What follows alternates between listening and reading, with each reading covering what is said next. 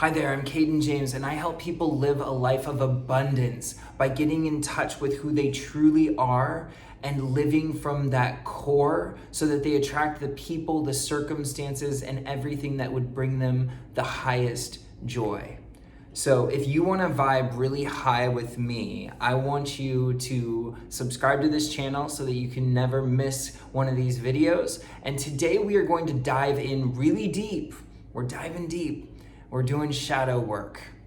So what is shadow work? Well, shadow work is all about uncovering the parts of ourselves that hold our triggers. These are the areas that we don't always want others to see. So when we meet someone for the first time, we'll hide these areas away, we'll tuck them away. But then maybe when we get in a romantic relationship or we get into a close friendship, these areas start to come out. These little monsters start to creep into our lives in ways that we might not even be prepared for.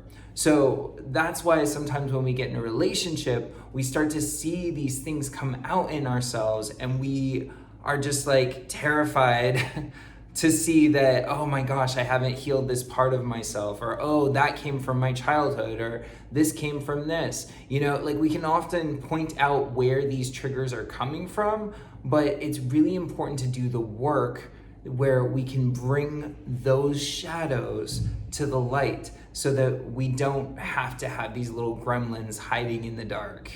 So shadow work is all about uncovering our deepest fears.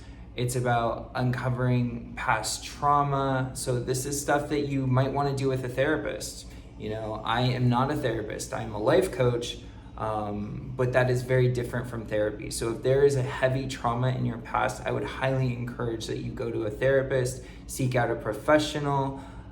Within this video, we're not going to be going into all the deepest areas of trauma, but we will deal with some. I have experienced trauma in my life. At different times in my childhood. I had a really rough childhood. I was bullied. I felt very abused, verbally mainly. And it was a really tough childhood. So there were aspects of my childhood that were not ideal, right? And some of those aspects creeped up into my adult life, and I've had to readdress them and heal the wounds from my past. So we will go into a little bit of that, but for the most part, we're going to be talking about how to uncover what your shadows are and how you can move forward past them by doing some great exercises, including journaling. So let's get to it. So journaling for shadow work is one of the most beneficial things you can do. I have my journal right here. I'm going to list a couple prompts that you can do in order to work on your shadow. So one that I really like is, when was the last time you felt let down? How did it feel? Was it 100% rational? And were any triggers activated?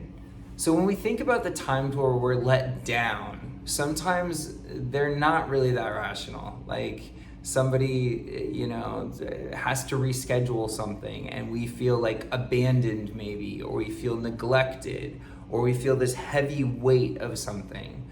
Or if something pops up in someone's life and, you know, they can't make that time for us, that can be a really triggering situation for some people. There could be other times where, you know, you made a dinner and you didn't get as many compliments on the dinner as you had hoped to. Maybe people didn't seem to enjoy the meal as much as you wanted them to, and you're wondering why you're not feeling that way. Well, if you follow that trigger to the past, maybe there was times in your life where you tried really, really hard and you just did not get the validation that you felt you needed. Well, uncovering that trigger means that you can now start to give yourself the validation you're looking for. You can spend time with yourself. You can know that you are worthy whether or not people have the time for you or not, and that there are an abundance of people out there and you can make other friends maybe, or you can let your friend know how you are feeling in that moment. So these are ways that we can uncover the shadow, and then, you know, instead of making that shadow become something really big in our lives, we can put a little light in, we can put a little love in, and we can deal with it in a more rational way. So the second prompt is, what things make you judgmental? And there's this follow-up to this part, but think of the things that make you feel judgmental. You know, like, is it people talking in a movie theater? Is it people being noisy? Is it people being rude or unkind to servers? There are ways that people, you know, if they're on their phone when they're trying to talk to you, maybe that's a trigger for you. But these are things that make you feel judgmental. So anything that makes you feel judgmental, you write that down, and then you ask yourself, after you've written it down, when have you experienced similar behavior? So within yourself, when have you done something that could equally be looked at by someone else judging the situation as poor behavior? When were you lousy, or excuse me, not lousy, noisy and loud? I like blended those two words together with lousy, noisy and loud.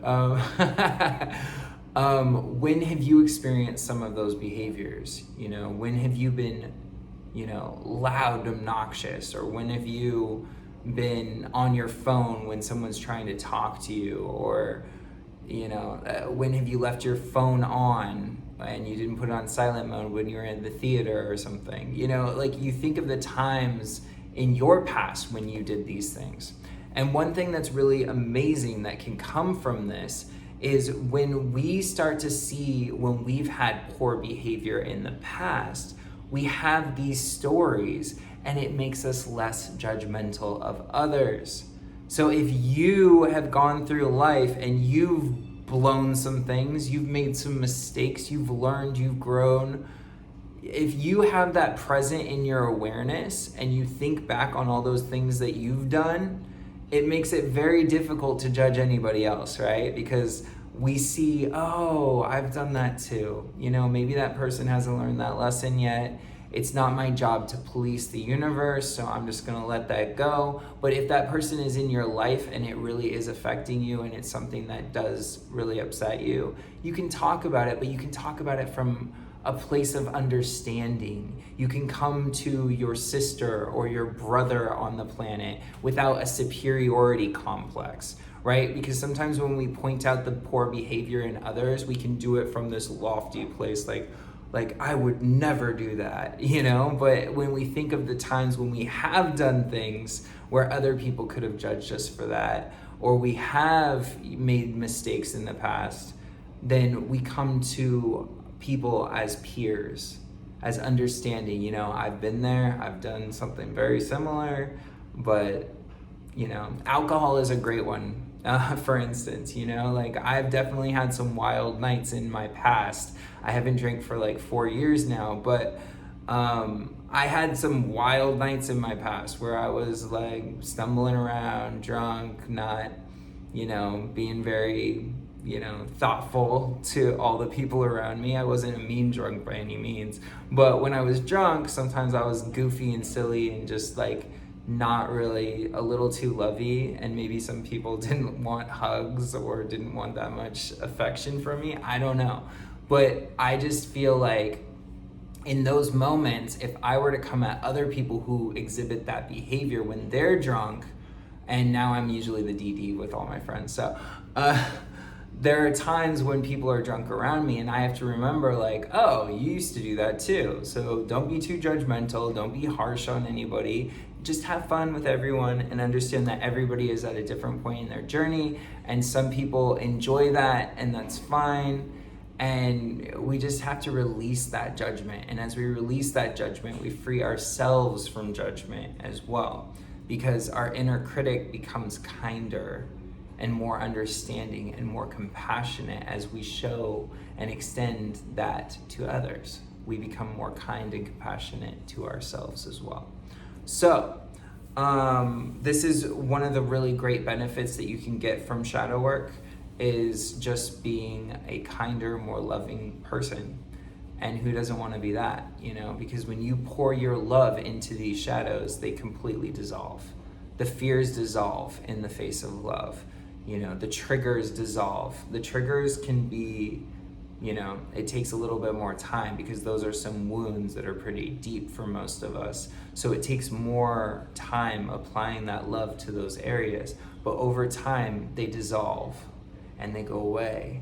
And you'll feel a lot better. You'll feel a lot more free in this world without these shadows following you around. So I hope that this video helps. I hope that you enjoyed it and that you hit that subscribe button. And I would love to hear what shadows you're working on or if you found this video helpful. All right, talk to you guys later.